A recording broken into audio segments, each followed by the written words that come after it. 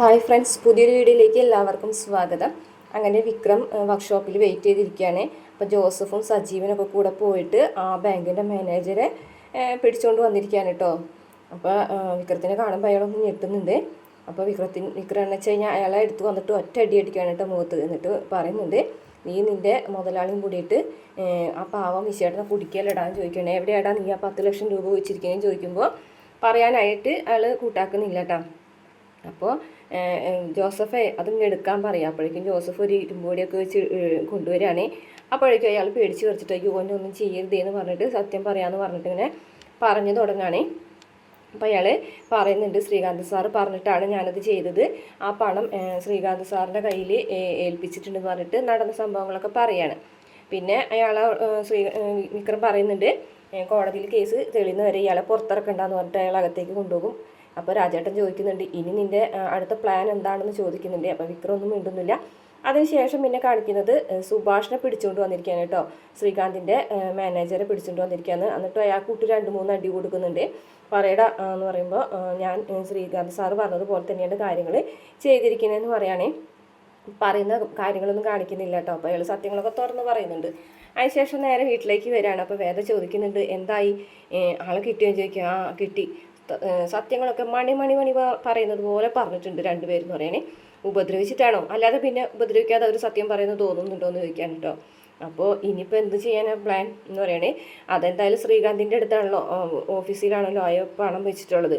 അപ്പോൾ അതെടുക്കണം. അതിന് ലോക്കറുടെ നമ്പർ അറിയണം, അത് നീ വേണം കണ്ടുപിടിക്കാമെന്ന് പറയണേ. ഞാൻ എന്തിനാണ് കണ്ടുപിടിക്കുന്നത് എന്ന് ചോദിക്കട്ടെ. പിന്നെ അത് നിനക്കേ കണ്ടുപിടിക്കാൻ പറ്റുള്ളൂ, നീ തന്നെ അത് കണ്ടുപിടിച്ച് തരണം എന്ന് പറയണേ. എനിക്കറിയാവുന്ന കാര്യം ഞാൻ എന്തിനാണ് കണ്ടുപിടിക്കുന്നതെന്നാണ് ചോദിച്ചത് എന്ന് പറയട്ടെ. എന്ത് എന്ന് പറയട്ടോ.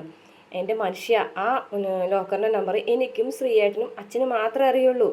പിന്നെ അവരെങ്ങാനും ഇനി ആ നമ്പർ മാറ്റിയിട്ടുണ്ടെങ്കിൽ മാത്രമേ പ്രശ്നമുള്ളൂ എന്ന് പറയണം. ആഹാ, അപ്പോൾ എളുപ്പമായല്ലോ, ആ നമ്പർ പറഞ്ഞു തന്നാൽ പോരെ. അയ്യടാ, ഞാൻ ആ ലോക്കറിൻ്റെ നമ്പറൊന്നും നിങ്ങൾക്ക് പറഞ്ഞു തരില്ല എന്ന് പറയാം കേട്ടോ. അതെന്താ, കാര്യം ശ്രീയേട്ടനായിട്ട് എനിക്ക് പ്രശ്നങ്ങളൊക്കെ ഉണ്ടെങ്കിലും കൂടിയിട്ടേ നിങ്ങളെ എനിക്ക് വിശ്വാസമില്ല എന്ന് പറയാം കേട്ടോ. ഓ പിന്നെ നിൻ്റെ വീടിൻ്റെ മുതലും സ്വത്തൊന്നും എനിക്ക് വേണ്ടടി, ഞാനതിൽ ഒന്നും എടുക്കാൻ പോകുന്നില്ല എന്ന് പറയാം കേട്ടോ. അപ്പോൾ പറയുന്നുണ്ട്, അതൊക്കെ ശരി തന്നെ, നിങ്ങളതെടുക്കൂല എന്നൊക്കെ എനിക്കറിയാം, പക്ഷേങ്കിലും ഞാൻ ആ ലോക്കറിൻ്റെ നമ്പർ നിങ്ങൾക്ക് പറഞ്ഞു തരില്ല എന്ന് പറയാൻ കേട്ടോ. അപ്പോൾ പിന്നെ എന്താണ് നിൻ്റെ പ്ലാൻ എന്ന് ചോദിക്കാൻ കേട്ടോ. ഞാനും കൂടെ നിങ്ങളെ കൂടെ വരാം. എന്ത്, ഞാനും കൂടെ നിങ്ങളെ കൂടെ വരാമെന്ന് പറയും കേട്ടോ. പറഞ്ഞു, ഇടി നീ എന്ത് മണ്ടത്തരാണ് വിളിച്ചു പറയുന്നത്, പിടിക്കപ്പെട്ടിട്ടുണ്ടെങ്കിൽ നീയും കൂടെ പെടും പോത്തേ എന്ന് പറയട്ടോ. ആ എന്തായാലും ഒരു എരുമ പെടല്ലേ, അപ്പം ഈ പോത്തും കൂടെ പെടാം, എന്താ എന്ന് ചോദിക്കാൻ കേട്ടോ. അപ്പം വിക്രം ഇങ്ങനെ ആലോചിച്ച് നിൽക്കുകയാണ് കേട്ടോ. അപ്പോൾ പറഞ്ഞു, പറയും മനുഷ്യ, എന്തായാലും പേടുന്നുണ്ടെങ്കിൽ രണ്ടാൾക്കും കൂടെ ഒരുമിച്ച് വിടാം, നിങ്ങളെ ഒറ്റയ്ക്ക് ഈ കാര്യത്തിന് ഞാൻ പറഞ്ഞയക്കാൻ തയ്യാറല്ല എന്ന് പറയും. എന്നാൽ ശരി, എങ്കിൽ ഞാൻ കുറച്ച് തയ്യാറെടുപ്പുകളൊക്കെ നടത്തിയിട്ട് വരാമെന്ന് പറഞ്ഞിട്ട് അകത്തേക്ക് പോവുകയാണ് വേദ.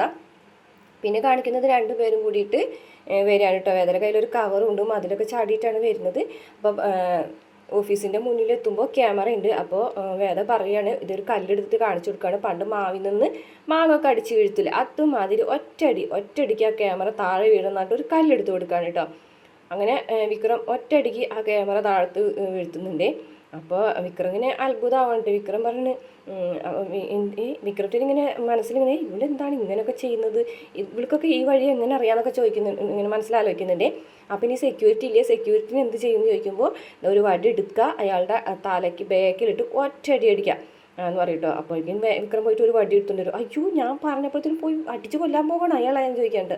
പിന്നെ അല്ലാതെ അയാളെ എന്തെങ്കിലും ഒരു കല്ലും കഷ്ണം എന്തെങ്കിലും എടുത്ത് എറിഞ്ഞിട്ട് അയാളെ ശ്രദ്ധ മാറ്റിയിട്ട് ഞാൻ അപ്പോഴത്തേനും അകത്ത് കയറാം, വിക്രം ബാക്കിൽ കൂടെ വന്നാൽ മതി, ബാക്കിൽ വാതിൽ ഞാൻ തുറന്നു തരാം എന്ന് പറയാം കേട്ടോ. അപ്പോഴും വിക്രം വടി കളഞ്ഞിട്ടില്ല കേട്ടോ. അപ്പോൾ വിക്രത്തിനാണെന്നുണ്ടെങ്കിൽ പെട്ടെന്ന് തന്നെ കാര്യം നടക്കുകയും വേണം. അപ്പോൾ വിക്രം എന്ന് വെച്ചാൽ ഒരു കല്ലെടുത്ത് അയാളുടെ അടുത്തേക്ക് എറിയാണ്. അപ്പോൾ അയാൾ അത് നോക്കാനായിട്ട് പോകും. വിക്രം പതുക്കെ ചെന്നിട്ട് അയാളെ ബാക്കിലിട്ട് ഒറ്റ അടി അടിക്കാൻ കേട്ടോ. വേദ അയ്യോ എന്ന് പറഞ്ഞിട്ട് ഇങ്ങനെ നിലവിളിക്കുന്നുണ്ട്.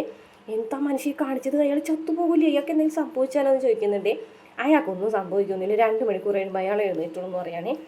അങ്ങനെ ഗ്ലൗസൊക്കെ എടുത്ത് കൊടുക്കുകയാണ് കേട്ടോ. അപ്പോൾ വിക്രം ഞെട്ടിപ്പോണേ, ഗ്ലൗസോ, നിങ്ങളെ ഇനി പിടിക്കണ്ടെന്ന് വിചാരിച്ചിട്ടാണ്. ഓ, നിനക്ക് തന്നെയായിരുന്നോ പണി എന്ന് ചോദിച്ചിട്ട് അകത്തേക്ക് ചെല്ലുകയാണേ. പോകുന്നതിനിടെ രണ്ടുപേരും വീഴുകയാണ് കേട്ടോ.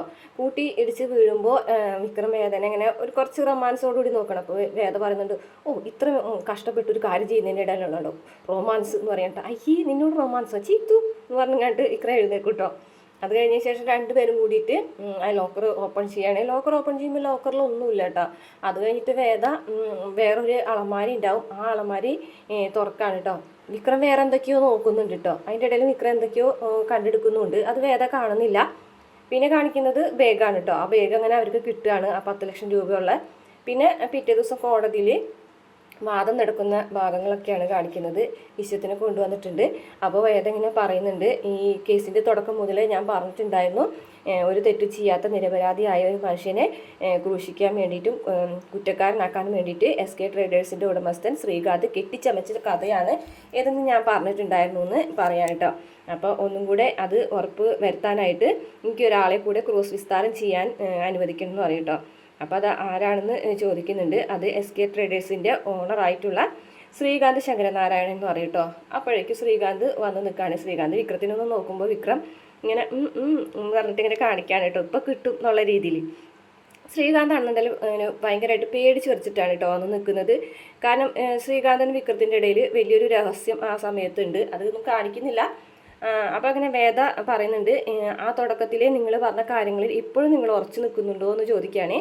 അപ്പോൾ ശ്രീകാന്ത് ഒന്നും മിണ്ടുന്നില്ല. അപ്പോൾ ഇതൊരു ഭാഗം വക്കീൽ എഴുന്നേറ്റ് എന്ന് പറയുന്നതാണ്, എന്തൊക്കെയാണ് ഈ അഡ്വക്കേറ്റ് വേദ പറഞ്ഞുണ്ടാക്കുന്നത് എന്ന് പറയും കേട്ടോ. അല്ല, അഡ്വക്കേറ്റ് വേദ ശങ്കരനാരായണൻ എന്ന് പറയും. അപ്പോൾ ജഡ്ജി ചോദിക്കുന്നുണ്ട്, ആഹാ അപ്പോൾ ജൂനിയർ എന്ന് പറഞ്ഞ് കളിയാക്കുന്നില്ല എന്ന് ചോദിക്കുകയാണേ.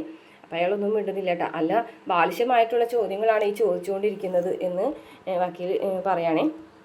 അപ്പോൾ ജഡ്ജി പറയും, എന്തായാലും കാര്യങ്ങൾ പറയട്ടെ എന്ന് പറയും കേട്ടോ. എന്നിട്ട് പറയുന്നുണ്ട്, ശ്രീകാന്തിൻ്റെ അടുത്ത് വന്ന് കാര്യങ്ങൾ ചോദിക്കുന്നുണ്ട് കേട്ടോ. അപ്പോൾ ശ്രീകാന്തിനോട് ചോദിക്കുകയാണേ, ഭാഗ്യ ചിട്ടി കമ്പനി ഭാഗ്യ ചിട്ടി കമ്പനിയായിട്ട് നിങ്ങൾക്ക് എന്തെങ്കിലും ബന്ധമുണ്ടോ എന്ന് ചോദിക്കുകയാണ് കേട്ടോ. അപ്പോൾ നേരിട്ട് ബന്ധമൊന്നുമില്ല എന്ന് പറയും കേട്ടോ. നേരിടാത്ത ബന്ധം ഉണ്ടല്ലേ എന്ന് ചോദിക്കുകയാണ് കേട്ടോ. ആ ചിട്ടി കമ്പനിയുടെ ഉടമസ്ഥൻ ചന്ദ്രശേഖരൻ നിങ്ങളുടെ ആരാണെന്ന് ചോദിക്കുമ്പോൾ അതെൻ്റെ ഭാര്യ പിതാവാണ് എന്ന് പറയും. അപ്പോൾ കാര്യങ്ങളുടെ ഒക്കെ എടുപ്പ് മനസ്സിലാവാനായിട്ട്. എന്നിട്ട് പറയുന്നുണ്ട്, 10 ലക്ഷം രൂപ നിങ്ങളുടെ പോയി എന്നല്ലേ പറഞ്ഞത് എന്ന് ചോദിക്കുമ്പോൾ ശ്രീകാന്ത് ഒന്നും മിണ്ടുന്നില്ല കേട്ടോ ആ സമയത്ത്. അങ്ങനെ പറയുന്നുണ്ട്, ഈ നിൽക്കുന്ന വിശ്വൻ സുധാകരൻ എന്ന് പറഞ്ഞിട്ടുള്ള ആൾ നിങ്ങളുടെ ഭാഗ്യ ചിട്ടി കമ്പനിയിൽ ഒരു ചിട്ടി ചേർന്നതായിട്ട് നിങ്ങൾക്ക് അറിയുമെന്ന് ചോദിക്കാൻ കേട്ടോ. അപ്പോഴും ശ്രീകാന്ത് ഒന്നും മിണ്ടുന്നില്ല കേട്ടോ. അപ്പോൾ പറയുന്നുണ്ട്, അത് മാത്രമല്ല മറ്റുള്ള ആൾക്കാരെയും ഈ ഒരു ചിട്ടിയിലേക്ക് ചേർത്താനുള്ള കാര്യങ്ങളൊക്കെ നടക്കുന്നുണ്ടെന്നും 50 ആളെ നിങ്ങൾ ഈ ഒരു ചിട്ടിയിലേക്ക് വിനായകൻ ചേർത്ത് കൊടുത്തിട്ടുണ്ടെന്നുള്ള കാര്യങ്ങളൊക്കെ ആ ഒരു സമയത്ത് വേദ പറയുന്നുണ്ട് കേട്ടോ. ശ്രീകാന്ത് നിന്ന് വിയർക്കാണ് കേട്ടോ ആ സമയത്ത്.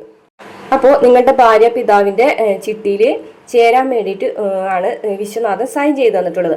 ആ സൈൻ ദുരുപയോഗപ്പെടുത്തിയിട്ടാണ് നിങ്ങൾ ഈ കൃത്രിമം ചെയ്തിട്ടുള്ളതെന്ന് പറയാൻ കേട്ടോ. അപ്പോഴേക്കും വേദന ഞെട്ടിച്ചുകൊണ്ട് ശ്രീകാന്ത് പറയാണ്, ബഹുമാനപ്പെട്ട കോടതി എന്നോട് ക്ഷമിക്കണം, ഈ കേസുമായിട്ട് മുന്നോട്ട് പോകാൻ എനിക്ക് താല്പര്യമില്ല, ഞാൻ ഈ കേസ് പിൻവലിക്കുന്നു എന്ന് പറയാൻ കേട്ടോ. അതൊട്ടും വേദ പ്രതീക്ഷിക്കുന്നില്ല കേട്ടോ. അപ്പോൾ വിക്രം ചിരിക്കുകയാണ് കേട്ടോ, കാരണം വിക്രത്തിന് അതിൻ്റെ പിന്നിലെ രഹസ്യം അറിയാം. അപ്പോൾ വേദ പറയാണ്, നിങ്ങൾ എന്താ കുട്ടികളിയാണോ കളിക്കുന്നത്? നിങ്ങൾക്ക് തോന്നുമ്പോൾ കേസ് കൊടുക്കാനും കേസ് പിൻവലിക്കാനും ഇതെന്താ കോടതിയുടെ സമയം പാഴാക്കാൻ നിങ്ങൾ കളിക്കുകയാണോ എന്നൊക്കെ ചോദിക്കുകയാണ് കേട്ടോ. അപ്പോൾ ശ്രീകാന്ത് ഒന്നും മിണ്ടാതെ നിൽക്കുകയാണേ. അപ്പോൾ ജഡ്ജി പറയുന്നുണ്ട് കേട്ടോ ശ്രീകാന്തിനോട്, നിങ്ങളൊരു ന്യായാധിപൻ്റെ മകനല്ലേ, നിങ്ങൾക്ക് അതിൻ്റെതായ രീതിയിലുള്ള കാര്യങ്ങളല്ലേ ചേരുള്ളൂ, നിങ്ങൾ എന്താണ് ഈ പറയുന്നതെന്നൊക്കെ പറയും കേട്ടോ. അപ്പോഴേക്കും വേദവാദം തുടരുകയാണ് കേട്ടോ. എന്നിട്ട് പറയുന്നുണ്ട്, വിഷ്യൻ്റെ ഒപ്പ് മിസ്യൂസ് ചെയ്തിട്ടുള്ളതിൻ്റെ ഫോറൻസിക് രേഖകൾ ഞാനിവിടെ ഹാജരാക്കുന്നുണ്ട്. ചിട്ടി ചേരാൻ വേണ്ടിയിട്ടാണ് വിശ്വനാഥൻ ഒപ്പിട്ട് കൊടുത്തിട്ടുള്ളത്. ആ ഒപ്പാണ് ഇവർ ഫ്ലാറ്റ് വാങ്ങാനായിട്ട് തുക 5 ലക്ഷം രൂപ നൽകിയെന്ന് പറഞ്ഞിട്ട് ഇവർ ചെയ്തിട്ടുള്ളതെന്ന് പറഞ്ഞിട്ട് അങ്ങനെ ഒരു ഫോറൻസിക് രേഖ സമർപ്പിക്കുകയാണ് കേട്ടോ. അപ്പോൾ അത് നോക്കുന്നുണ്ട്. മാത്രമല്ല വേറൊരു തെളിവും കൂടി ഞാൻ തരാമെന്ന് പറഞ്ഞിട്ട് ഒരു തെളിവും കൂടെ കൊടുക്കുന്നുണ്ട് കേട്ടോ. പെൻഡ്രൈവിൽ CCTV ക്യാമറയുടെ ദൃശ്യങ്ങളാക്കിയിട്ടുള്ളൊരു പെൻഡ്രൈവാണ് കേട്ടോ കൊടുക്കുന്നത്. അത് ജഡ്ജി വാങ്ങിച്ച് നോക്കുന്നുണ്ട്. ആ രേഖകളൊക്കെ കാണുമ്പോൾ ആ ഒരു ഒപ്പ് മിസ്യൂസ് ചെയ്താണെന്ന് മനസ്സിലാവുന്നുണ്ട്. മാത്രമല്ല പെൻഡ്രൈവിലെ രേഖകളിൽ സുഭാഷ് ആ ഒരു 10 ലക്ഷം രൂപ അടങ്ങിയ ബാഗ് ശ്രീകാന്തിൻ്റെ കയ്യിൽ കൊണ്ടുകിടക്കുന്നതായിട്ടും അതിനുശേഷം ആ ബാഗ് എടുത്ത് ശ്രീകാന്ത് പോയിട്ട് തൻ്റെ അലമാരിയിൽ വെച്ചിട്ട് പൂട്ടുന്നതായിട്ടുള്ള ക്യാമറ ദൃശ്യങ്ങൾ ജഡ്ജി നോക്കി കാണാൻ കേട്ടോ. അപ്പോൾ ജഡ്ജിക്ക് കാര്യങ്ങളൊക്കെ മനസ്സിലാവാണ്. അപ്പോൾ നമ്മളെ വേദ പറയുന്നുണ്ട് ഇതാണ് സത്യത്തിൽ നടന്നത്. ആ 10 ലക്ഷം രൂപ ശ്രീകാന്തിന് എവിടെയാണെന്ന് ഇപ്പോൾ ശ്രീകാന്തിന് പോലും അറിയൂല. അതുകൊണ്ടാണ് ഇപ്പോൾ പോലീസിന് ഈ തൊണ്ടി മുതലായിട്ടുള്ള 10 ലക്ഷം രൂപ ഇവിടെ ഹാജരാക്കാൻ കഴിയാത്തതെന്ന്. കാരണം ആ 10 ലക്ഷം രൂപ വേദയും വിക്രം എടുത്തുകൊണ്ട് പോയിട്ടുണ്ടല്ലോ. അത് അപ്പോൾ പറയുന്നുണ്ട് മിസ്റ്റർ ശ്രീകാന്ത്, ഞാൻ പറഞ്ഞത് ഇത്രയും ശരിയല്ലേ എന്ന് ചോദിക്കാണ് കേട്ടോ. ശ്രീകാന്താണെന്നുണ്ടെങ്കിൽ ഒന്നും മിണ്ടുന്നില്ല കേട്ടോ, നിന്ന് ഉരുകാണ്. അപ്പോൾ ഒപ്പ് മിസ്യൂസ് ചെയ്തതെന്ന് മാത്രമല്ല ആ 10 ലക്ഷം രൂപയുടെ ബാധ്യതയും കൂടി ഈ പാവപ്പെട്ട വിഷിൻ്റെ തലയിൽ കെട്ടിവെച്ചു എന്നൊക്കെ വേദവാദിക്കാണ്. അപ്പോഴേക്കും വീണ്ടും ശ്രീകാന്ത് പറയാണ്, ബഹുമാനപ്പെട്ട കോടതി എന്നോട് ക്ഷമിക്കണം, ഈ കേസ് പിൻവലിക്കാൻ ഞാൻ തയ്യാറാണ്, എനിക്ക് ഈ കേസുമായി മുന്നോട്ട് പോകാൻ താല്പര്യമില്ല എന്ന് പറയും കേട്ടോ. അപ്പോൾ ജഡ്ജി പറയും, നിങ്ങൾക്ക് തോന്നുമ്പോൾ മാറാൻ പറ്റുമോ എന്ന് ചോദിക്കുകയാണ്. അതിന് ശേഷം വിശ്വനോട് പറയുകയാണ്, വിശ്വനാഥൻ, നിങ്ങൾക്ക് ഇയാൾക്കെതിരെ പരാതി ഉണ്ടെങ്കിൽ നിങ്ങൾ വേഗം തന്നെ എഴുത്തായോ നേരിട്ട് തന്നെ ഇയാൾക്കെതിരെ കോടതി കേസ് എടുക്കുമെന്ന് പറയാണ് കേട്ടോ. അപ്പോൾ വിക്രം അങ്ങനെ ശ്രീകാന്തിനെ നോക്കി ചിരിക്കുന്നുണ്ട്. വിശ്വനാണെന്നുണ്ടെങ്കിൽ അങ്ങനെ പരാതി ഉണ്ടോ ഇല്ല എന്നുള്ള രീതിയിലൊന്നും നിൽക്കുന്നില്ല. വിശ്വൻ പരാതി ഒന്നും കൊടുക്കൂല. ഇത്രയാണ് ഇന്നത്തെ എപ്പിസോഡിലുള്ളത്. എന്തായാലും വേറൊരു രഹസ്യം കൂടിയിട്ട് ശ്രീകാന്തിനെ കുറിച്ച് വിക്രം അറിഞ്ഞിട്ടുണ്ട്. പിന്നെ വേദയും വിക്രവും വിശ്വനും കൂടിയിട്ട് വീട്ടിലെത്തിയതിന് ശേഷം വിനായകന്റെ മുഖത്തിട്ട് ഒറ്റ അടി അടിക്കുന്നുണ്ട് കേട്ടോ വിശ്വൻ. അത്രയാണ് പ്രമോലൊരു ഭാഗമാണ് ഇട്ടത്. വീഡിയോ ഇഷ്ടപ്പെട്ട ചാനൽ സബ്സ്ക്രൈബ്